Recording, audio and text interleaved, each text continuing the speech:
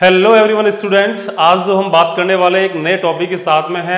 और आज का जो टॉपिक है हमारा बच्चा, वो टॉपिक है एक समान विद्युत क्षेत्र में रखे विद्युत द्विध्रुव पर लगने वाले बलागुण। कि एक समान जो विद्युत क्षेत्र होता है उसके अंदर यदि हम किसी विद्युत द्विध्रुव को रखते हैं बेटा, तो उसके ऊपर कितना बलागुण लगेगा उसके बारे में हम डिस्कस करेंगे। इससे पीछे वाले जो लेक्चर थे उसके अंदर हमने डिस्कस किया था कि विद्युत द्विध्रुव क्या होता है, विद्युत द्विध्रुव की वजह से उसके अक्ष पर और निरक्ष पे जो विद्युत क्षेत्र होता है उसकी वैल्यू कितनी होती है। यदि आपने उस वीडियो को अभी तक नहीं देखा है तो डिस्क्रिप्शन बॉक्स के अंदर उसकी लिंक दे रखी है, वहां से उस वीडियो को आप देख सकते हैं, ताकि उससे क्या होगा कि आपको विद्युत द्विध्रुव के बारे में आइडिया हो जाएगा। उससे ये वाला टॉपिक है वो आपको और भी अच्छे से समझ में आ जाएगा। ठीक है, तो मैं मंगल सुधार आप सभी का बहुत बहुत स्वागत करता हूँ आपके अपने प्यारे से खूबसूरत से अच्छे से चैनल पे मेंटोर मंगल पे।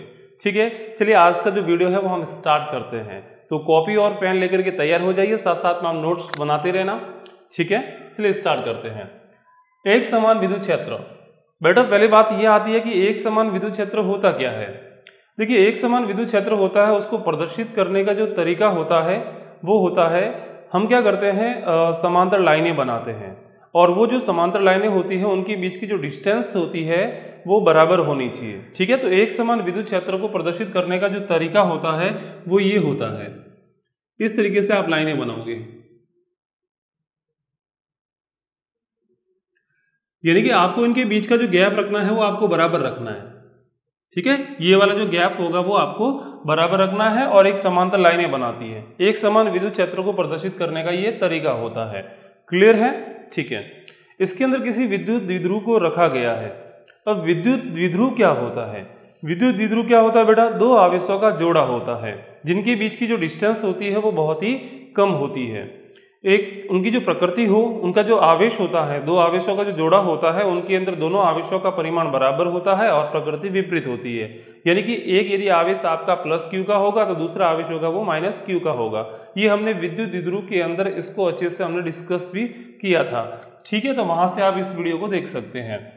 देखिए, प्लस क्यू और ये माइनस क्यू, इनके बीच की जो डिस्टेंस होती है उनको हमने वहां पे जो डिनोट किया था, प्रदर्शित किया था, वो हमने प्रदर्शित किया था 2a से। क्लियर है? 2a से हमने इसको प्रदर्शित किया था। ये जो विद्युत द्विध्रुव है इसको हमने इसके अंदर किसी एंगल थीटा पे रखा हुआ है। क्लियर है? कितने एंगल पे रखा हुआ है बेटा?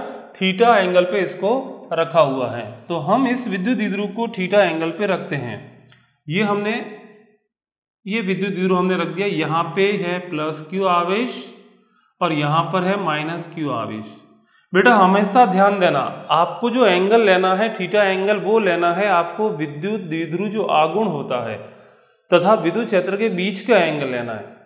अब विद्युत द्विध्रुव आगुण क्या होता है?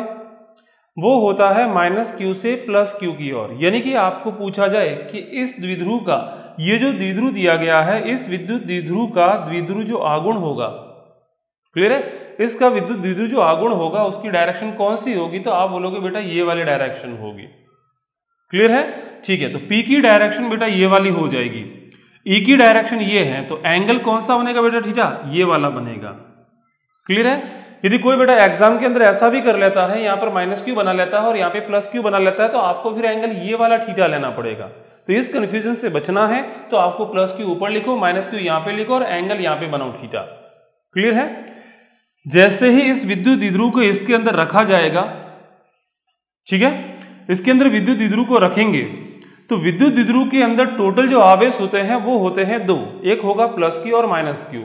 और हमारे को ये भी अच्छे से पता है कि जब किसी आवेश क्यू को किसी विद्युत क्षेत्र E के अंदर रखा जाता है तो उस पर एक फोर्स लगता है, विद्युत बल लगता है। कितना लगता है बेटा? F is equal to Q into E। ये आपको ध्यान रखना है। ये भी मैंने आपको पढ़ाया था, पिछले वाले जो लेक्चर हैं उसके अंदर मैंने ये चीज सारी डिस्कस की थी। ठीक है, F इक्वल टू क्यू से प्रदर्शित करते हैं। यदि धनावेश होगा तो उस पर जो बल लगेगा वो विद्युत क्षेत्र की दिशा में लगता है, और ऋणावेश होता है तो जो बल लगेगा वो विद्युत क्षेत्र की विपरीत दिशा में लगता है। क्लियर है? ठीक है, यहाँ पे धनावेश है। ये जो क्यू आवेश है वो किसके अंदर है? इस वाले विद्युत क्षेत्र के अंदर उपस्थित है। क्लियर है? तो इस पर भी फोर्स लगेगा, कितना? F बराबर QE। चूंकि ये आवेश कैसा है? धनावेश है, धनावेश पर जो बल लगता है वो विद्युत क्षेत्र की दिशा के अनुदिश लगता है। विद्युत क्षेत्र की दिशा कौन सी है बेटा? ये वाली है।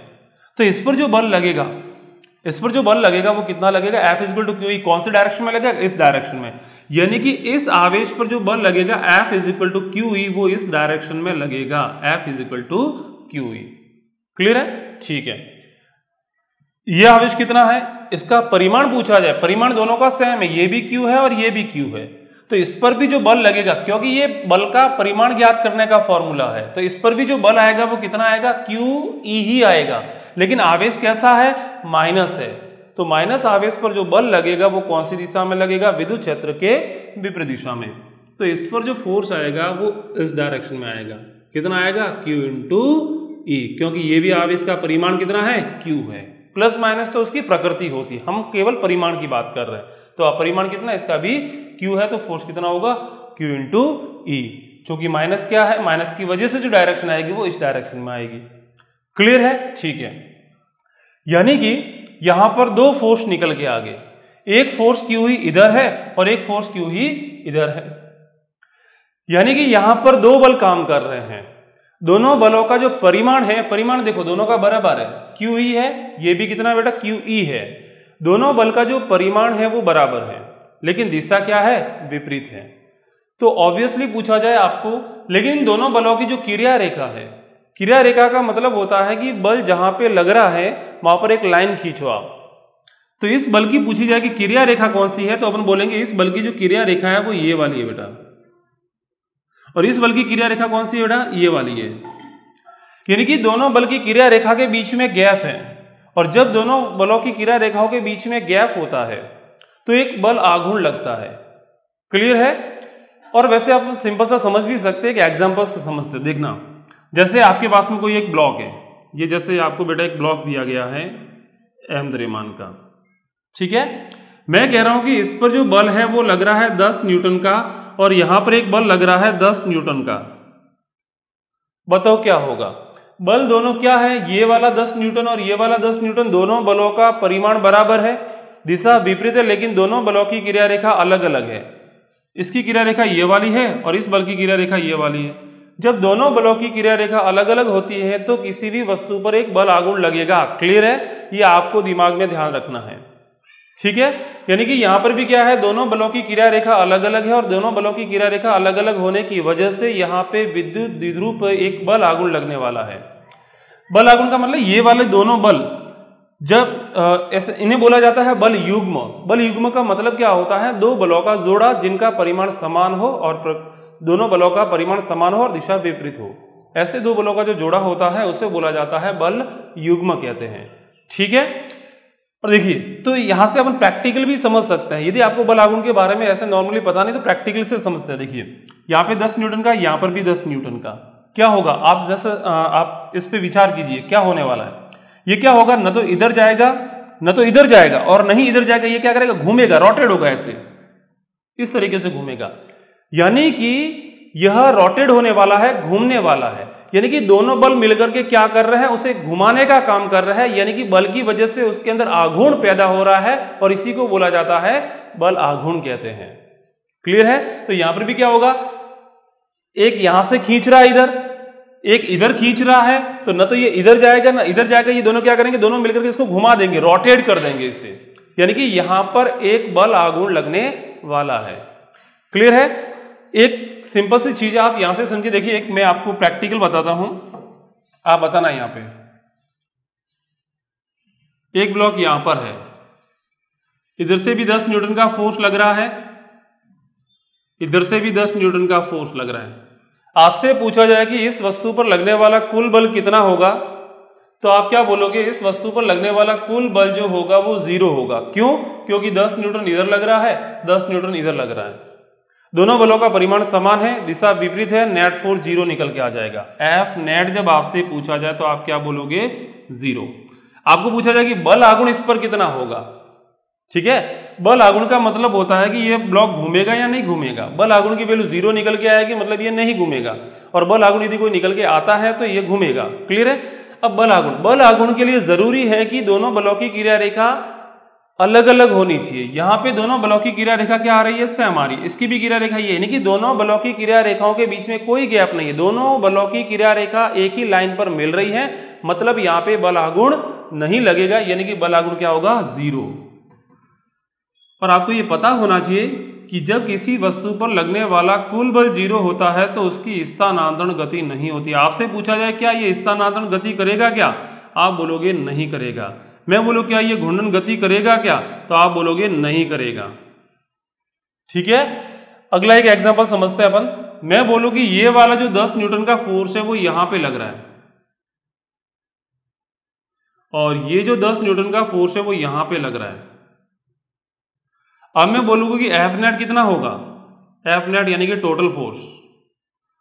तो जो टोटल फोर्स यहां पे बेटा आएगा वो आएगा आपका 10 न्यूटन इधर है, 10 न्यूटन इधर है, दोनों बल परिमाण में समान है और दोनों की दिशा अलग अलग है, यानी कि विपरीत है, यानी कि नेट क्या आ जाएगा, 0। यानी कि आपसे पूछा जाएगा कि बल कितना है, 0। और जब किसी वस्तु पर बल नेट फोर्स 0 होता है तो उसकी कोई स्थानांतरण गति नहीं होगी, क्योंकि हमें पता है कि स्थानांतरण गति तभी होगी जब उस पर कोई न कोई बल लग रहा है, और किसी भी वस्तु की घूर्णन गति तभी होगी जब उस पर कोई न कोई बल आघूर्ण लग रहा है। यानी कि आपसे पूछा जाए कि यहां पे टो नेट, क्या यहाँ पे बल आघूर्ण आएगा क्या, यस आएगा, क्योंकि इस बल की क्रिया रेखा अलग है और इस बल की क्रिया रेखा अलग है, यानी कि यहाँ पर बल आघूर्ण निकल के आएगा, यानी कि ये घूर्णन गति करेगा। तो आपसे पूछा जाए कि स्थानांतरण गति करेगा क्या, आप बोलोगे नहीं करेगा, क्योंकि स्थानांतरण गति के लिए फोर्स होना जरूरी है, स्थानांतरण गति नहीं करेगा। आपसे पूछा जाए कि घूर्णन गति करेगा क्या, यस करेगा, क्योंकि दोनों बलों की क्रिया रेखा अलग अलग है। क्लियर है। तीसरे एग्जाम्पल पर आते हैं। ठीक है, एक तीसरा एग्जाम्पल लेते हैं, क्योंकि ये सारी चीजें आपके कॉन्सेप्ट यहां से क्लियर हो जाएंगे। एक फोर्स इधर से लग रहा है 12 न्यूटन का और एक फोर्स इधर से लग रहा है 10 न्यूटन का। ठीक है, अब देखिए यहां पर ये वाला बल कितना है, 12 न्यूटन, ये वाला बल कितना है, 10 न्यूटन। तो नेट फोर्स कितना आएगा, 2 न्यूटन, क्योंकि इधर वाला धक्का ज्यादा है, इधर वाला धक्का कम है, तो नेट फोर्स आएगा 2 न्यूटन, यानी कि नेट फोर्स 2 न्यूटन निकल के आएगा। इसका मतलब ये स्थानांतरण गति करेगा, और कौन सी डायरेक्शन में करेगा, इस डायरेक्शन में करेगा, यानी कि यहां पर स्थानांतरण गति होगी, क्योंकि एफ नेट कितना आ रहा है, 2 न्यूटन निकल के आ रहा है, और कौन सी डायरेक्शन में आएगा, इस डायरेक्शन में। यानी कि जब कोई ना कोई बल निकल के आ रहा है मतलब वस्तु गति करेगी, यानी कि स्थानांतरण गति होगी। आपसे पूछा जाए घूर्णन गति करेगा क्या, यस घूर्णन गति भी करेगा, यानी कि ये घूमेगा भी साथ में और इधर जाएगा भी साथ में, यानी कि दोनों टाइप की मोशन होगी उसके अंदर, यानी कि घूर्णन गति भी ये करेगा। ठीक है, तो यानी कि घूर्णन गति भी करेगा। क्लियर है। तो आई होप आपको यहाँ पे कॉन्सेप्ट है जो आपको अच्छे से क्लियर हो गया होगा कि कोई भी वस्तु होती है कब स्थानांतरण गति करती है और कब घूर्णन गति करती है। क्लियर है। अब इस टॉपिक पर वापस से अपन आ जाते हैं। ये 11th का टॉपिक था। आपने यदि इसको भी समझना है तो आप 11th के जो मेरे लेक्चर है वहां से आप इस वीडियो को देख सकते हैं। ठीक है, अब यहां पर आते हैं। आपसे पूछा जाए कि इस पर एफ नेट कितना होगा। एक सवाल आपके बोर्ड के अंदर बनता है अच्छा सा कि जब किसी एक समान विद्युत क्षेत्र के अंदर किसी द्विध्रुव को रखा जाता है तो उस पर नेट फोर्स कितना आएगा। तो आप बोलोगे एफ नेट जो आएगा, इधर क्यू हुई इधर भी क्यू हुई, दोनों बलों का परिमाण समान, दिशा विपरीत, एफ नेट क्या आएगा 0। और एफ नेट 0 होने की वजह से क्या स्थानांतरण गति होगी क्या।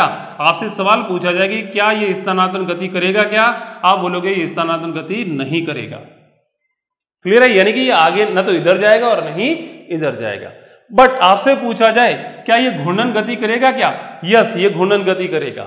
क्यों करेगा, क्योंकि दो बल है, यानी कि दोनों बल मिलकर के बल युग्म का काम करेंगे और दोनों बलों की क्रिया रेखा अलग अलग है और दोनों बलों की क्रिया रेखा अलग अलग होने की वजह से इस पर कोई न कोई बल आघूर्ण निकल के आएगा। और जब किसी भी वस्तु पर बल आघूर्ण कार्य करता है तो वस्तु के अंदर घूर्णन गति होती है। तो सवाल बन सकता है यहाँ पे बोर्ड के अंदर कि क्या यह घूर्णन गति करेगा क्या, तो आपका जो आंसर आएगा वो आएगा यस ये घूर्णन गति करेगा। क्लियर है। अब बात आती है कि चलो इस पर बल आघूर्ण लग रहा है तो इसकी वैल्यू कितनी होती है, उस मुद्दे पर आ जाते हैं अपन कि बल आघूर्ण इस पर कितना लगेगा। ठीक है, तो स्टार्ट करते हैं। चलिए बल आघूर्ण निकालते हैं। बल आघूर्ण का फॉर्मूला क्या होता है बेटा, किसी भी वस्तु पर बल आघूर्ण ज्ञात करने का जो फॉर्मूला होता है बल आघूर्ण इज इक्वल टू, ये होता है बल का परिमाण। आपको बल का परिमाण लेना, इन दोनों में से किसी भी बल का परिमाण ले लो, दोनों बराबर है। बल का परिमाण इनटू दोनों बलों की क्रिया रेखाओं के मध्य की दूरी, दोनों बलों की क्रिया रेखाओं के मध्य की दूरी, मध्य की दूरी। क्लियर है? ठीक है, ये फॉर्मूला यहां पर अपन काम में लेंगे। बल आघूर्ण को प्रदर्शित किया जाता है टाउ से, तो लिखेंगे टाउ इज इक्वल टू बल का परिमाण यानी ये वाला लो भले ये वाला लो, दोनों बलों का परिमाण बराबर है, यानी कि हम लिखेंगे Q इंटू ई इंटू दोनों बलों की क्रिया रेखाओं के मध्य की लंबवत दूरी या सीधी दूरी। अपन लिखेंगे यहां पे लंबवत दूरी,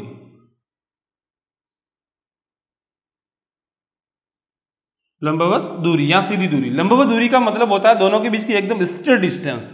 डिस्टेंस तो बहुत तिरछी भी हो सकती है, ऐसे भी हो सकती है, ऐसे भी हो सकती है, आपको लेनी है एकदम सीधी डिस्टेंस लेनी है, ठीक है, यानी कि ये वाला डिस्टेंस ऐसे लेनी है। आप यहां से भी ले सकते हो, यहां से कहीं से भी ले लो। मैं ये वाले डिस्टेंस से अपने सहूलियत के हिसाब से ले रहा हूं ताकि मेरे आंसर निकल के आ जाए। मैंने मान लिया कि ये वाले डिस्टेंस है वो x है, तो इस बल की क्रिया रेखा ये है, इस बल की क्रिया रेखा ये है, इन दोनों के बीच की सीधी डिस्टेंस ये वाली होगी, जिसे हमने x से प्रदर्शित किया है। तो यहां पे बेटा मैं लिख लेता हूं x लिख लेता हूं। क्लियर है? ठीक है, x की वैल्यू निकालनी पड़ेगी। मान लेता हूं कि ये वाला पॉइंट A है, ये वाला पॉइंट B है और ये वाला पॉइंट मैं मान लेता हूं O है। तो मैं यहां पे लिखूंगा ट्राइंगल, मेरे को x निकालना है तो लिखूंगा ट्राइंगल यानी कि त्रिभुज AOB से, AOB से क्या लिखूंगा, ये एंगल थीटा है तो ये एंगल भी बेटा कितना बनेगा, थीटा ही बनेगा। इन दोनों के बीच की जो डिस्टेंस होती है वो होती है बेटा 2a, ठीक है, 2a डिस्टेंस लेते हैं हम द्विध्रुव के, मतलब द्विध्रुव के जो दोनों आवेशों के बीच की डिस्टेंस। तो यहाँ पे लिखेंगे अपन एक फॉर्मूला अप्लाई करेंगे। हमारे को देखो क्या निकालना है, थीटा के सामने क्या है, लंब, और ये क्या होगा इस त्रिभुज का, कर्ण, यानी कि लंब ज्ञात करना है, कर्ण पता है। लंब और कर्ण वाला जो फॉर्मूला होता है वो बेटा कौन सा होता है, साइन वाला है ना। तो यहाँ पे फॉर्मूला अप्लाई करेंगे साइन थीटा। तो sine theta is equal to लंब बटा कर्ण, लंब पे क्या आ रहा है बेटा x आ रहा है, कर्ण पे क्या आ रहा है 2a, तो x कितना निकल के आ जाएगा, x इज इक्वल टू आ जाएगा 2a sine theta, 2a sine theta. यहां पे रख लेते हैं x की वैल्यू को, तो लिखेंगे QE 2a sign theta. Clear है? और हमें पता है कि ये जो वैल्यू होती है, ये वाली वैल्यू, ये किसकी वैल्यू होती है, P की, द्विध्रुव आघूर्ण की, 2AQ, पता होगा आपने पिछले वीडियो के अंदर देखा होगा तो, ठीक है। तो यहां से लिखेंगे tau is equal to 2AQ की जगह लिख देंगे P, तो आ जाएगा formula PE sine theta. Clear है? यही बल आघूर्ण का फॉर्मूला होता है। कितना होगा बेटा, tau is equal to PE sine theta. Clear है? ये इसका परिमाण है, यही बल आघूर्ण है, यही बल आघूर्ण है, ठीक है। अब बात आती है इसका, हमारे को सदिश रूप लिखना है कि इसका जो वेक्टर फॉर्म होगा वो क्या होगा, तो हम इसका वेक्टर फॉर्म लिखते हैं।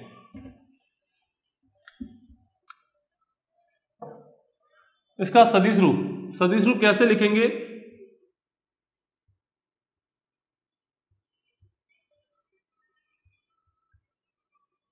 सदिश रूप, देखिए हमें पता है कि हमने दो टाइप के गुणनफल पढ़े हुए, एक तो अदिश गुणनफल हमने पढ़ा हुआ और एक हमने पढ़ा हुआ है सदिश गुणनफल। अदिश गुणनफल के अंदर जब दो राशियों का गुणा करते हैं, ठीक है, तो हमारे को अदिश गुणनफल के अंदर क्या होगा, दो सदिश राशियों का गुणा करेंगे तो प्राप्त होने वाली राशि अदिश होती है, और उसके अंदर जब परिमाण लिखते हैं तो उसके अंदर आता है कॉस थीटा।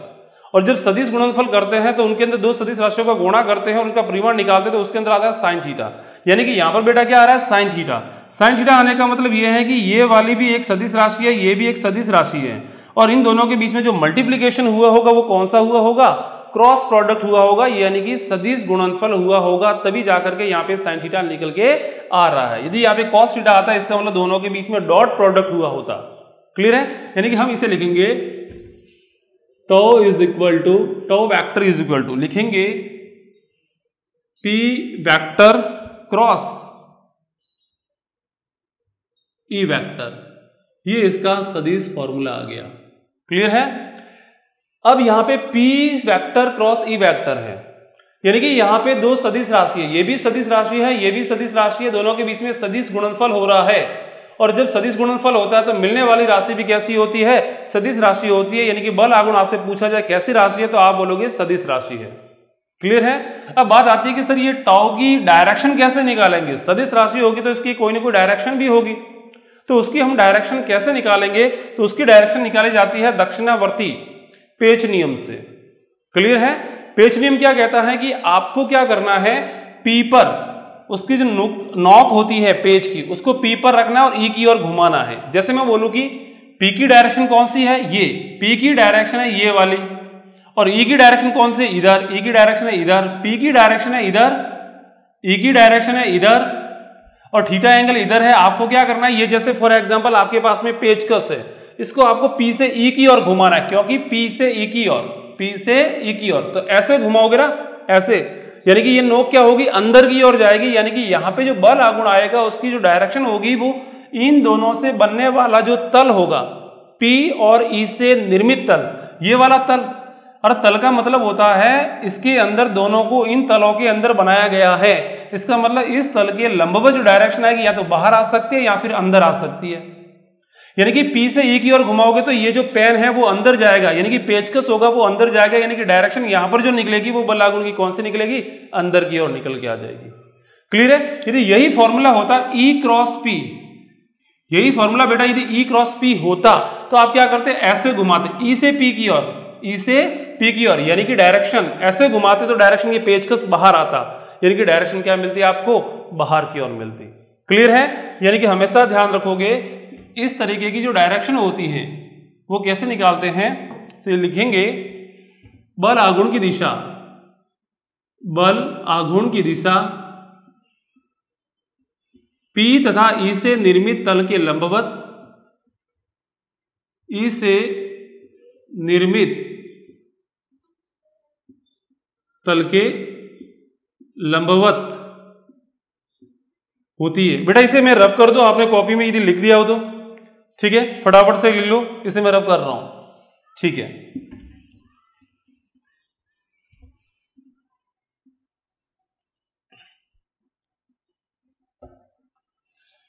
ठीक है, तल के लंबवत होती है जिसकी दिशा दक्षिणावर्ती पेच नियम से ज्ञात करते हैं, जो आपने 11 में पढ़ा हुआ है, जिसकी दिशा दक्षिणावर्ती पेच नियम से ज्ञात करते हैं।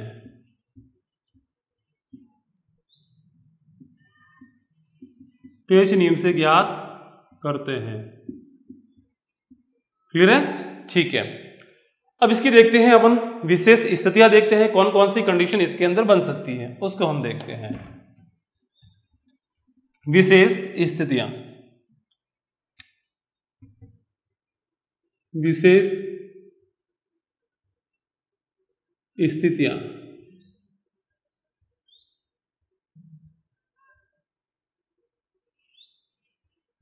पहला, यदि थीटा बराबर 0 डिग्री हो, यदि थीटा बराबर 0 डिग्री हो, अर्थात थीटा बराबर 0 डिग्री होने का मतलब क्या हुआ बेटा? थीटा बराबर 0 डिग्री होने का मतलब हुआ स्थायी साम्यावस्था में हो। इसका मतलब होता है स्थायी साम्यावस्था।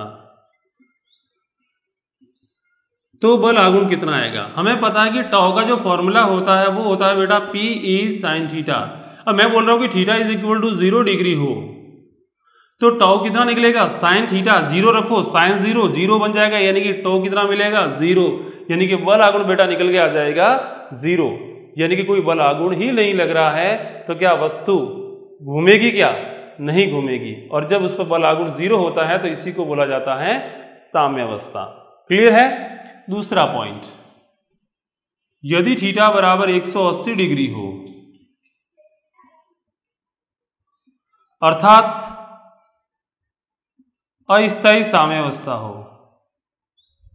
बेटा फॉर्मूला आपको यही अप्लाई करना है, tau is equal to P sine theta. अब की बार थीटा कितना दिया हुआ? 180 डिग्री। जब 180 डिग्री इसके अंदर रखोगे तो कितना आएगा फॉर्मूला, साइन 180 भी कितना होता है, 0 होता है, यानी कि टो भी क्या मिलेगा इसके अंदर भी 0, यानी कि यहां पर भी टो 0 मिल रहा है, यहां पर भी टो 0 मिल रहा है। जब टो 0 होता है तो हम बोलते हैं साम्यावस्था, इसमें भी टो बराबर 0 मिल रहा है, यानी कि ये भी बोलेंगे साम्यावस्था।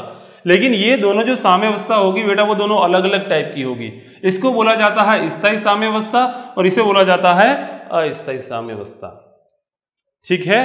और जब टो बराबर 0 होता है तो वस्तु पर कोई बलागुण नहीं लगेगा। अब इसे प्रैक्टिकली भी समझ सकते हो। देखो इसका मतलब क्या हुआ कि आपका विद्युत क्षेत्र इस डायरेक्शन में है और आपने द्विध्रुव को ऐसे रखा हुआ है, इस पर फोर्स किधर आएगा, क्यू ई इधर, इस पर फोर्स इधर।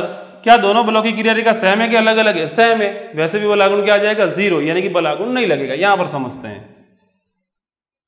यहां पे थीटा 180 यानी कि प्लस क्यू इधर होगा, माइनस क्यू इधर होगा, थीटा कितना 180। कैसे पता करा, ई की वैल्यू इधर है, पी की वैल्यू इधर है, थीटा 180। अब की बार भी इस पर जो बल लगेगा माइनस क्यू ई पर इधर लगेगा, प्लस क्यू पर इधर लगेगा, यानी कि अब की बार भी दोनों बलों की क्रिया रेखा समान है। जब क्रिया रेखा समान होती है तो कोई बलागुण नहीं लगता है, और फॉर्मूले से भी पता है, क्लियर है। यानी कि इस पर भी बलागुण 0 आएगा, यानी कि यह वस्तु नहीं घूमेगी, क्लियर है। अब यहां पर सर यहां पर भी 0 आ रहा है, यहां पर भी 0 आ रहा है, मतलब साम्यावस्था तो है, लेकिन इसे स्थायी क्यों बोल रहे हैं और इसे अस्थायी क्यों बोल रहे हैं, ये पॉइंट आपको समझने की जरूरत है। और आई थिंक आपने जितने भी वीडियो देखे होंगे पिछले वाले, वहां पे कहीं पे भी इस बात का जिक्र नहीं किया गया होगा कि अस्थायी साम्यावस्था किसे बोलेंगे, स्थायी साम्यावस्था किसे बोलेंगे, ठीक है। यहां पर हम इसको अच्छे से समझेंगे। देखिए बेटा एक प्रैक्टिकल से समझते हैं, ये तो 11th क्लास का टॉपिक है। एक देखो साम्यावस्था बेटा 3 टाइप की होती है, एक होती है स्थायी साम्यावस्था, एक होती है अस्थायी साम्यावस्था और एक होती है उदासीन साम्यावस्था। इसको समझने के लिए प्रैक्टिकल करते हैं। जैसे आपके पास में एक कटोरा है, कटोरा, ये रहा कटोरा, यहां पर एक बॉल पड़ी है, ये बॉल है आपके पास में, ठीक है। अब ये बॉल क्या है, रेस्ट की पोजीशन में है, यानी कि मैं बोलूंगा कि यह रुकी हुई है, यानी कि साम्यावस्था में है, इस पर कोई फोर्स नहीं लग रहा है, ठीक है। अब मैं क्या करता हूं, यदि आपको चेक करना है कि यह रुकी हुई, मतलब इस पे F यानी कि फोर्स 0 है, यानी कि विराम अवस्था के अंदर है, ठीक है। अब मेरे को यह चेक करना है कि यह साम्यावस्था में तो है, लेकिन कौन सी साम्यावस्था में, यह चेक करना है कि स्थायी में है कि अस्थायी में है। तो यह चेक करने का सबसे बढ़िया तरीका होता है कि आप इसको थोड़ा सा विस्थापित कीजिए, और विस्थापित करने के बाद में इसको छोड़ दीजिए। और विस्थापित करने के बाद में यदि आप इसे छोड़ते हैं और यदि वापस से उसी पुरानी पोजीशन पे आ जाती है, मतलब वो स्थायी साम्यावस्था होगी। और यदि आप थोड़ा सा विस्थापित करते हो और वो सदा सदा के लिए उस पोजीशन से अलग हो जाती है, इसका मतलब वो एक अस्थायी साम्यावस्था है, ठीक है। एक हमारे पास में उल्टा कटोरा, यहां पर भी बॉल रखी हुई है। अब देखिए चेक करना है, यहां पर भी रुका हुआ है, साम्यावस्था में है, यहां पर भी साम्यावस्था में, लेकिन कौन सी साम्यावस्था यह चेक करनी है। इसको थोड़ा सा इधर विस्थापित करो और छोड़ दो बॉल को, थोड़ा सा इधर लेके जाओ और छोड़ो, यह वापस से उसी पोजीशन पे आ जाएगी। मतलब साम्यावस्था तो है, लेकिन कौन सी है, क्योंकि ये वापस से आ रही है, यानी कि बोलेंगे स्थायी साम्यावस्था है, ठीक है। अब यहां पर आते हैं, यहां पर आप क्या कर रहे हो, थोड़ा सा जैसे ही विस्थापित करोगे तो पता नहीं कहां चली जाएगी, ये तो वापस से आएगी नहीं है ना पुरानी कंडीशन पे, ये तो यहां से सदा सदा के लिए अलग हो जाएगी। क्या वापस से उसी पोजीशन पे आ सकती है, क्या नहीं आ सकती ना। यानी कि ये कौन सी होगी, ये भी साम्यावस्था तो थी, लेकिन कौन सी थी, चेक करने के लिए आपने क्या किया, उसको थोड़ा सा विस्थापित किया, और यदि सदा सदा के लिए अलग हो जाती है तो इसे बोला जाता है अस्थायी साम्यावस्था, यानी पुरानी पोजीशन पे नहीं लौटेगी। एक होती है न्यूट्रल, यानी कि उदासीन, जैसे ये टेबल है आपके पास में, यहां पर बॉल को रखा हुआ है, अब ये तो बेचारी न्यूट्रल है, आपके जैसी है, इसको जहां कहीं पे भी रख दो उसको मतलब पसंद है, ठीक है ना। ये आपके जैसी बिल्कुल ही निठल्ली है, इसको यदि आप यहां पे रखोगे तो यहां पड़ी रहेगी, अब इसको यदि यहां पे धकेलोगे तो यहां पर पड़ी रहेगी, अब यहां पे शिफ्ट करोगे तो यहां पे पड़ी रहेगी, यानी कि जहां कहीं पे भी रखोगे वो वहीं पे पड़ी रहेगी। यानी इस टाइप की, यानी कि न्यूट्रल है, ये उदासीन है, इसको कोई मतलब नहीं है, ठीक है ना, उदासीन। ये 3 टाइप की होती है, क्लियर है। यानी कि यहां पर हमारे सिर्फ 2 ही केस बनेंगे, स्थायी साम्यावस्था और अस्थायी साम्यावस्था का। अब यहां पर इसे स्थायी साम्यावस्था क्यों कहते हैं, इसको समझते हैं, ठीक है।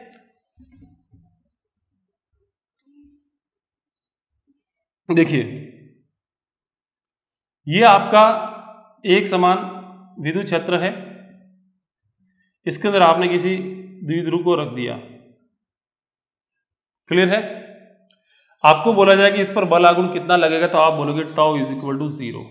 ठीक है, यानी कि साम्यावस्था तो है, टो बराबर 0 आ रहा मतलब साम्यावस्था। लेकिन कौन सी साम्यावस्था आपको चेक करनी है, तो ये आपके पास में द्विध्रुव है, इसको थोड़ा सा ऐसे रोटेट कीजिए, घुमा दीजिए और घुमाने के बाद में छोड़िए। यानी कि जब आप घुमाओगे तो ये जो द्विध्रुव ऐसे हो जाएगा, ठीक है, और जब वापस ऐसे घुमा करके आप छोड़ोगे तो इस पर फोर्स इधर लगेगा, इस पर फोर्स इधर लगेगा, वापस से इस पर नेट फोर्स ये Q इधर आएगा, Q इधर आएगा, दोनों मिलकर के इसे घुमाएंगे। ये वाला फोर्स इधर खींचेगा, ये वाला फोर्स इधर खींचेगा, यानी कि ये घूमेगा ऐसे और वापस से पुरानी पोजीशन पे लौट जाएगा। मतलब ये कौन से टाइप की हो गई, स्थायी साम्यावस्था होगी। मैंने अभी बोला था ना कि वापस से पुरानी पोजीशन पे आ रही है, मतलब वो स्थायी साम्यावस्था है। इसको समझते हैं अस्थायी साम्यावस्था को। देखिए यहां पे थीटा इज इक्वल टू क्या है, 180 डिग्री है, यानी कि आपका द्विध्रुव प्लस Q इधर है और माइनस Q इधर है। ठीक है, अब आपको पूछा जाए कि इस पे टो कितना है, तो आप बोलोगे 0। क्यों 0 है, क्योंकि दोनों बलों की क्रिया रेखा सेम है, यानी कि थीटा बराबर 180 रखोगे तो यहां से भी आपको आंसर मिलेगा 0। ठीक है, अब आपको इसको चेक करना है कि टो बराबर 0 है, मतलब ये साम्यावस्था तो है, लेकिन कौन सी है ये आपको चेक करना है। तो चेक करने का बढ़िया तरीका मैंने बताया, इसको थोड़ा सा क्या करो, विस्थापित करो। मैं क्या करता हूं, ये जैसे ऐसे द्विध्रुव था, इसको मैंने थोड़ा सा ऐसे ही कर दिया। ऐसे ही करते क्या होगा, ये इस तरीके से दिखेगा आपको, प्लस Q इधर आ जाएगा, माइनस Q इधर आ जाएगा। जैसे ही आप इसको ऐसे करोगे, इस पर फोर्स लगेगा QE इधर और इस पर फोर्स लगेगा QE इधर, यानी कि एक खींचेगा इधर, एक खींचेगा इधर, यानी कि दोनों मिलकर के उसको इस पोजीशन पे लेके आ जाएंगे। यानी कि प्लस Q आपका है, क्या ये प्लस Q वापस से यहां पर आ सकता है, क्या नहीं आ सकता, यानी कि पुरानी पोजीशन से हटेगा और प्लस Q इधर आ जाएगा, यानी कि प्लस इस तरीके से इस पर बल लागू लगेगा और ये ऐसे एडजस्ट हो जाएगा इस तरीके से, यानी कि प्लस Q इधर आ जाएगा, माइनस Q इधर आ जाएगा। वास्तव में प्लस Q यहां पर था पहले, लेकिन जैसे थोड़ा सा विस्थापित किया प्लस Q इधर आ जाएगा। यानी कि चेक हमने कर लिया है इसे कि जैसे ही थोड़ा सा विस्थापित किया प्लस Q अपनी पुरानी पोजीशन से हट जाता है और उल्टा हो जाता है। और अभी हमने सीखा था कि जब किसी भी वस्तु को थोड़ा सा विस्थापित करेंगे और वह अपनी पुरानी पोजीशन से विस्थापित हो जाता है, तो इस प्रकार की साम्यावस्था को बोला जाता है अस्थायी साम्यावस्था कहते हैं। तो यहाँ पर जो ये साम्यावस्था है वो कौन सी है, अस्थायी साम्यावस्था है। आई होप आपको ये अच्छे से समझ में आ गया होगा इससे रिलेटेड। ठीक है, इसके बेस पे आपके जो न्यूमेरिकल्स दिए हुए हैं बुक के अंदर, उन न्यूमेरिकल्स को आप मैच करना। आपके जो पीछे भी एक्सरसाइज दे रखी है उनको भी मैच करना, एग्जाम्पल के अंदर भी आपके दे रखे हैं उनको भी मैच करना। यदि कहीं पे भी आपको कोई भी न्यूमेरिकल में प्रॉब्लम आती है, आपको समझ में नहीं आता है, कमेंट बॉक्स में लिखना। और विद कमेंट मैं क्लास के अंदर अगले दिन जैसे मेरा लेक्चर होगा उसके अंदर जिस भी बच्चे ने कमेंट किया है उस बच्चे का बाकायदा नाम लूंगा और उसके साथ में उसका पूरा सॉल्यूशन क्लास के अंदर करवाऊंगा। क्योंकि जब तक आप क्लास के अंदर नहीं करोगे मेरे को कैसे पता चलेगा कि आपको कौन से न्यूमेरिकल के अंदर प्रॉब्लम है। ठीक है, थैंक यू।